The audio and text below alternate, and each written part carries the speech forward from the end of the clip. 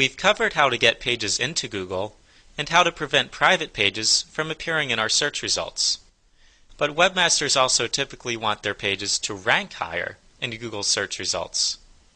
Although we once joked that we employ diligent pigeons to rank pages, the reality is that pages get listed in our search results based on two core principles: relevance and importance. A page is deemed relevant if it matches both the query and the interest of the user. The first is rather intuitive.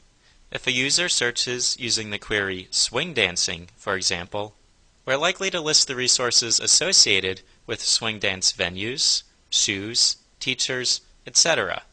Queries relevant to the phrase typed. Personalization also plays a role, however, both in the aggregate and at the individual level. We tailor results by geography. For instance, on a search for banks, we'll show primarily Canadian banks to Canadian searchers and British banks to folks in the UK. Search results may also be slightly customized to each individual's search history. But with so many web pages out there, and, for many queries, millions of relevant pages, Google has to further narrow down and prioritize results, and this is done by evaluating the importance of each page.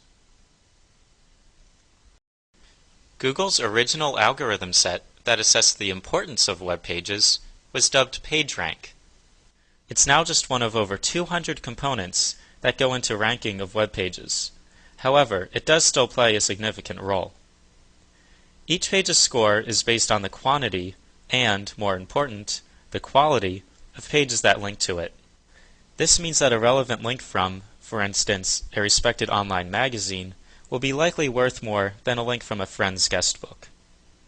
Attempting to buy or sell links that pass PageRank is a violation of our webmaster guidelines and could end up harming your site's presence in Google. The best ways to increase your page's PageRank are to create good content, participate thoughtfully in relevant communities online and offline, and from this, garner quality links naturally. If you do buy or sell online advertising, you'll want to make sure that those links don't pass PageRank by using the nofollow attribute or other means recommended in our Webmaster Help Center. As we update our index, rankings naturally fluctuate, sometimes a little, sometimes a lot, and for a great variety of reasons. In Google's early days, we updated our index in large, occasional batches, playfully named Google Dances. Nowadays, however, we update our index incrementally. Typically, this results in subtle changes, but some sites can be affected more significantly. And while Google is moving forward, the web is changing at a frantic pace as well. The changes in your site, combined with the constant content and link updates around the web, can also noticeably affect your site's presence in Google. In some cases, however, a site can fall to a lower ranking because it was determined to violate the webmaster guidelines.